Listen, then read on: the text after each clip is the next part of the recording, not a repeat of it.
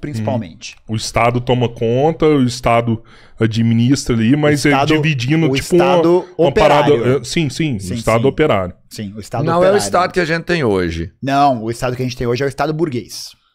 Total. Total. Porque Mas isso, ele funciona para poder articular e fazer com que os negócios da burguesia brasileira funcionem. De frações e frações, que também estão em disputa interna. Acho que isso que é importante a gente entender, né? Existe uma velha mitologia que a galera da esquerda fala que a direita é unida em torno de não sei o quê, não sei o quê. E eu acho que assim, existe uma união, uma unidade programática, uma unidade de programa político mais consolidada. Mas ao mesmo tempo, a direita briga entre si também, para decidir quem vai tomar o poder.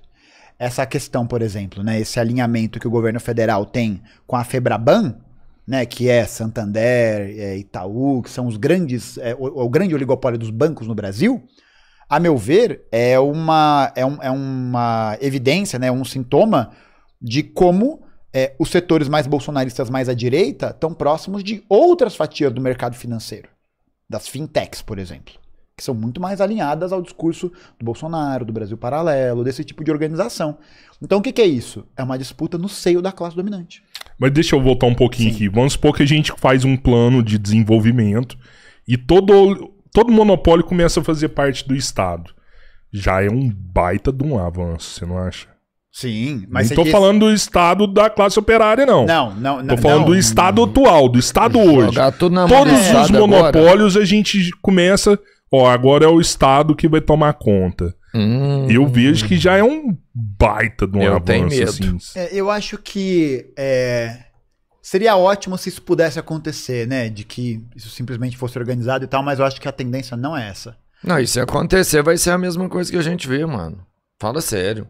Em Você que sabe sentido? a política que a Igual, gente por exemplo, vive a aqui, China. uai. A China Não, cuida dos... aí poderia a ser China igual lá, cuida mas das primeiro- empresas, dos setores Não, estratégicos então, ali. primeiro mas- na Com China. um projeto de lá na frente Primeiro passar na pra... China, pôr na mão dos caras que tá lá, mano. Não, eu acho que assim, a China... Nossa duas Senhora. coisas importantes. Primeiro, a China teve um processinho, um negocinho chamado Revolução Chinesa de 1949.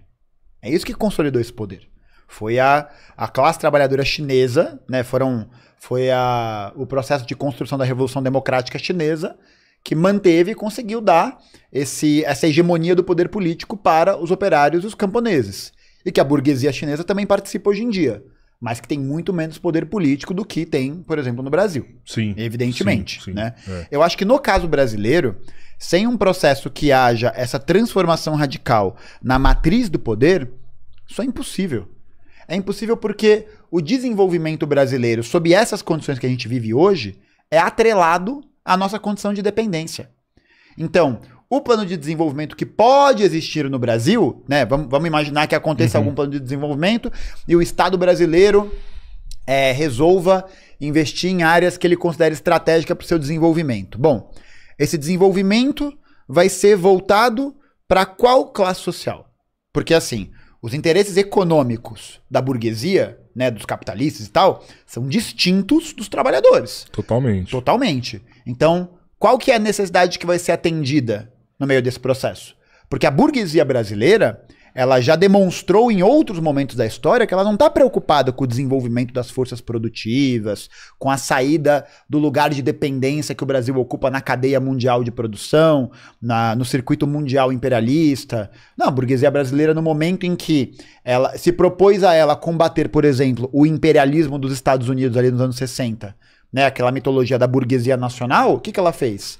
Apoiou um golpe de Estado para poder garantir a permanência do Brasil nesse circuito. Tanto que é a ditadura empresarial militar que cria as bases produtivas e as bases de avanço de desenvolvimento. E aí, por exemplo, o Plano Nacional de Desenvolvimento do Geisel, que vão modernizar, que vão tentar produzir bens de capital, etc, etc. Mas primeiro, com financiamento estrangeiro, então submetido aos interesses dos empréstimos tomados ali atrás. Então é isso. O governo da ditadura empresarial militar brasileira, ele é caracterizado por um processo de ataque aos trabalhadores, né? Política de arrocho salarial, a política do PAEG do Castelo Branco, o AI-5 do Costa e Silva, depois você vai ter o período do milagre econômico, entre aspas, do Médici e tal. E ao mesmo tempo que você tem esse ataque ao processo de organização dos trabalhadores, você tem um desenvolvimento que vai ser atrelado ao lugar que o Brasil ocupa na cadeia mundial imperialista. Qual que é? Produtor de commodity. Você vai olhar para o avanço da fronteira agrícola no Brasil, ele começa a ganhar muita força a partir de quando? Na virada dos anos 70 para os anos 80. Que é quando você tem os primeiros projetos, por exemplo, de desenvolvimento na região amazônica. A Transamazônica, tem uma outra usina hidrelétrica que tem... que a galera não fala disso. Não fala, e eu não lembro agora exatamente o nome da usina hidrelétrica. Mas é uma usina hidrelétrica que foi construída numa região que a água não cai, que não produz energia. Que jogou. E ali afogou aquela floresta, formação vegetal ali. Eu não lembro qual que é o nome. Tem um nome específico, que é sempre esse mesmo papo. É um desenvolvimento para poder levar o avanço, o progresso, blá, blá, blá. Mas que no final das contas faz o quê? Assegura nesse lugar. Então, ao mesmo tempo, você teve uma produção de capitais que fortaleceu o agronegócio e que nos consolidou como dependente dos empréstimos estrangeiros.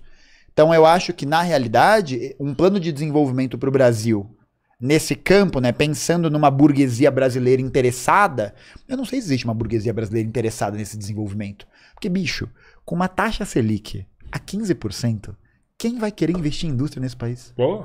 Quem vai querer? Deixa render. Quem vai querer? Lá, tá maluco? Pô, a indústria você precisa contratar máquina, contratar gente, comprar correr insumo. Risco, e aí, aí você pensa assim, o Brasil tá vendo a sua estrutura produtiva, por exemplo, de fertilizantes e de adubo simplesmente ser devastada, né? Ser desmontada completamente. A gente tá importando tudo. Sim. Aí você vai ter que custear mais isso. Imagina, uma taxa Selic a 15%, você deixa teu dinheiro na renda fixa. Não é isso, não é nem Bitcoin, não é nem ação, não é nem esses planos meio maluco de ganhar dinheiro muito rápido. É título da dívida pública. Você joga teu dinheiro, é garantido, e você vai ter um rendimento a partir de 15%, né? Porque os títulos mínimos de saída imediata, de saque imediato, é de 100% do CDI, né? Que aí dá mais ou menos 100% da taxa Selic. Se você joga esse dinheiro num título da dívida, que você vai sacar dali 25 anos, meu amigo... Você vai criar a piscina de moedas do tio Patinhas. É isso, você vai criar uma fonte inesgotável de dinheiro. A burguesia brasileira está interessada nisso?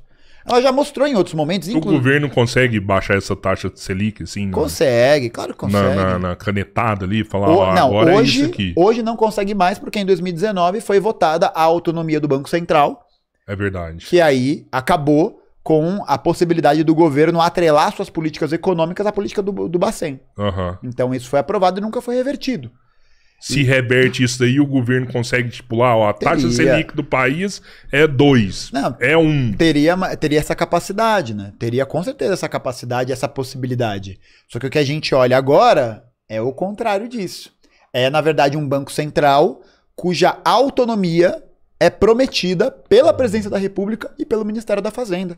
Quando o Gabriel Galípolo foi anunciado como presidente do BC, teve ali uma live, não sei o que foi e tal, que eles estavam conversando sobre isso e foi comentado. O presidente do Banco Central vai ter total autonomia para fazer o que bem entender. O que isso significa? Significa que ele vai ser capacho da Febraban. É isso, ele vai obedecer aos anseios e desejos da Febraban, que alega que a economia está aquecida, que é preciso desacelerar a inflação, que é preciso desacelerar o ritmo da vida econômica. Cara, você olha, a gente estava falando sobre isso hoje, São Paulo está com 96 mil pessoas em situação de rua. A informalidade está explodindo. As pessoas estão morrendo de fome, as pessoas não estão conseguindo comprar casa, estão se endividando cada vez mais. E aí você vê que o presidente do Banco Central, o Galípolo, votou igual o Roberto Campos Neto em quase todas as reuniões do Comitê de Política Monetária, que é quem decide a taxa Selic.